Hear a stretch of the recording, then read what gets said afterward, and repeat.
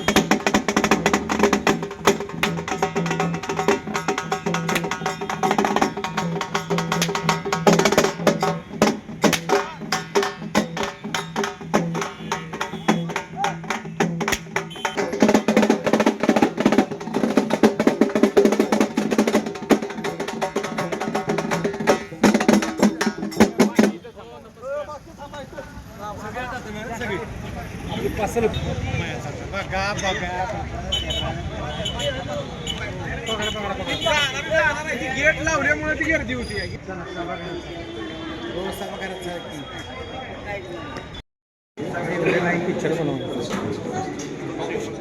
साहेब एक आमच्या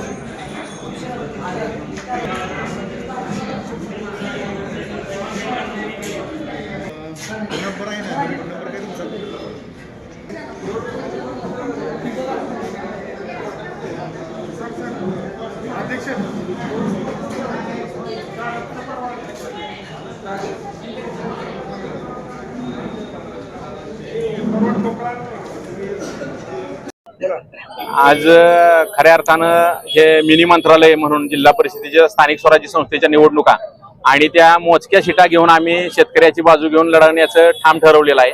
आदरणीय राजू शेट्टींच्या नेतृत्वाखाली काही मोजक्या सीटा सातारा जिल्ह्यामध्ये आम्ही घेऊन लढत आहे।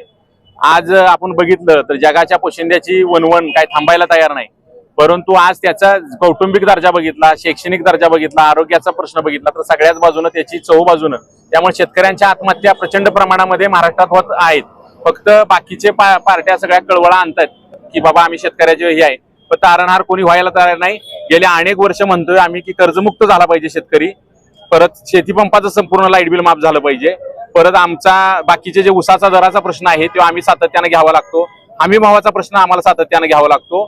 तर माझी तमाम सातारा जिल्ह्यातील शेतकरी बांधवांना विनंती आहे, नम्र विनंती आहे की आम्ही सर्व मंडळी चळवळीतली गेली 20 वर्ष 22 वर्ष संघर्ष करतोय आणि तुमच्या ह्या उसाच्या कांडीला आम्ही किंमत मिळवून दिली, तर आमची किंमत तुम्ही ठेवली पाहिजे। ज्यावेळेला आमची किंमत वाढेल त्याच वेळेला तुमच्या परिवाराची घरादाराची संपूर्ण किंमत वाढणार आहे। तुम्हाला आज जो मान सन्मान आहे त्या उसाच्या कांडीला आम्ही उसाला दर मिळवून दिला, आज टनाला 300 रुपये जास्त मिळवून दिले, त्याच्यामुळे तुम्हाला समाजात स्थान आहे, घरात कौटुंबिक स्थान आहे, पै पाहुण्या स्थान आहे, आपण व्यवस्थितरित्या राहू शकतो। त्यासाठी म्हणून माझी नम्र विनंती, कळकळीची विनंती आहे की उसाची किंमत वाढवण्यासाठी म्हणून आम्हाला पाठबळ द्या, स्वाभिमानीच्या शिलेदारांना पाठबळ द्या, तुमची परिस्थिती बदलणाऱ्याचं 100% आम्ही दिली, ह्याच्या अगोदर करून दाखवलंय. आणि ह्याच्यामध्ये अडथळे दलाल हमाल कोण नाही. डायरेक्ट तुमच्या पासबुक माझ्यासारखा पैसे मिळवून देणारा दुसरा कुठलाही उमेदवार हा त्या सातारा जिल्ह्यात नाही. 300 रुपयानं नुसते 1000 कोटी रुपये सातारा जिल्ह्यात आम्ही स्वाभिमानीच्या माध्यमातून आंदोलन करून जास्त मिळवून दिल्यात. अजूनही तुमची परिस्थिती बदलायची असेल चळवळीत हात बळकट करा. बाकीच्या नुसत्या विकासाच्या भूलतापा आहेत ते तुमच्यात बाकी बदल होणार नाही. तुमचा कष्टकारक रस्ता नसला तरी तुम्हाला वाटेल त्या मार्गाने तुमची परिस्थिती बदलण्यासाठी तुम्हाला यावंच लागेल. 60-60, 70-70 वर्ष एका घरात सत्ता आहे तरी विकासाच्या भूलतापा द्यायच्या थांबलेल्या नाहीत. विकास आपला झाला तर 100% सगळ्या शेतकरी समृद्ध होईल आणि उभा राहील. एक ना एक दिवस आपल्याला पाण्याचा संघर्ष आहे, पुढे मोठी आव्हानं आहेत, ते करायचे असतील तर आमच्यासारख्या स्वाभिमानी शिलेदारांचा मी एक नोट एक वोट अशा पद्धतीनं आदरणीय राजू शेट्टींच्या फॉर्म्युल्यानुसार मी स्वाभिमानी शेतकरी संघटनेच्या मोजक्या सीटा आम्ही इथं सातारा जिल्ह्यामध्ये लढवत आहे. आणि 100% आम्हाला चांगलं पाठबळ आहे.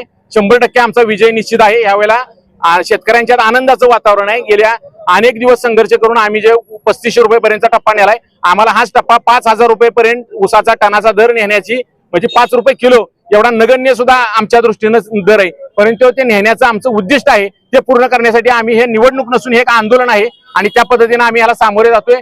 गोरगरीब माईबाप जनतेनं आया बहिणीने आमच्या सकाळी पाठीपासून उठणाऱ्या शेणामुतात हात घालणाऱ्या सगळ्यांचा आशीर्वाद खंबीरपणे आमच्या पाठीचा आहे. विजय आमचा निश्चित आहे. आमचे सर्व शिलेदार मोठ्या संख्येनं फरकानं निवडून येतील आणि इतर पक्षांना ज्यांना कळवळ आहे शेतकऱ्याचा त्यांनी आम्हाला पाठिंबा द्यावा आणि ज्याच्यात कोणाच्यात हिंमत आहे त्यांना आडवं येऊन दाखवावं. त्याला सपाट केल्याशिवाय ह्या वेळेला स्वाभिमानी शिलेदार गप्प बसणार नाही, शेतकरी गप्प बसणार नाही. एवढंच आव्हान ह्या वेळेला देतो. किती उमेदवार आमच्या अजून बऱ्याच ठिकाणी उमेदवार आहेत. काही यांच्याबरोबर काही चर्चा बी चालू आहेत कोणाकोणावर.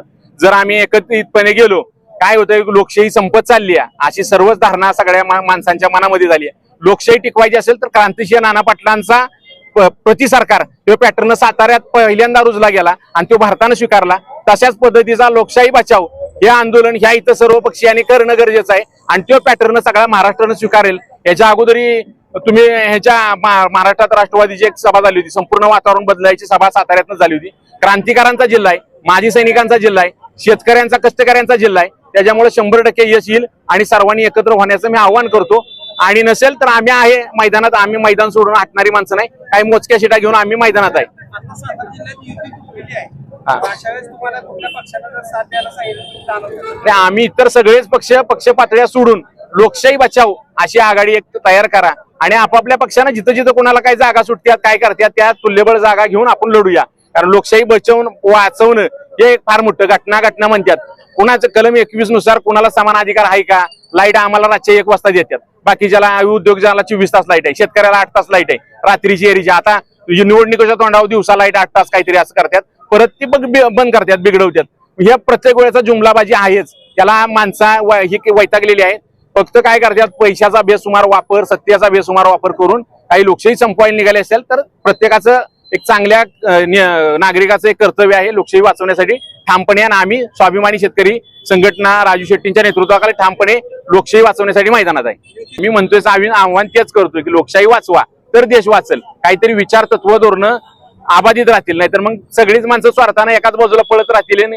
आपण बघितलंय मीडियाच्या माध्यमातून काय कालवा दंगा हे ते सगळं बघितलेलं आहे. एकीकडे सातारा जिल्ह्यात 4 मंत्री आम्ही कुठल्याही पक्षावर, कुठल्याही नेत्याबद्दल, कुठल्याही ह्याच्याबद्दल आमचं कुणाचाही वाद विवाद नाहीये. आम्हाला आमचा अजेंडा आहे फक्त शेतकरी आणि तो 80-90% शेतकरी आहे, जगाचा पोशिंदा आहे. त्याला मान सन्मान आहे का आज बाजारपेठेत? अजिबात नाही. पण तो मिळवून द्यायचा असेल, हमी भाव मिळवायचा असेल, कर्जमुक्ती मिळवायची असेल, पाण्याचा प्रश्न सोडवायचा असेल, पाण्यात चोऱ्या आज सत्तेच्या ताकदीच्या जोऱ्यावर काय पाणी चोऱ्या बी झालेल्या आहेत त्याही वाचवायचे असतील, आपला अधिकार हा अबाधित राखायचा असेल तर लढावं लागेल. ते बटेंगे तो कटेंगे तसं आहे का नाही, तो लढेंगे तो बचेंगे.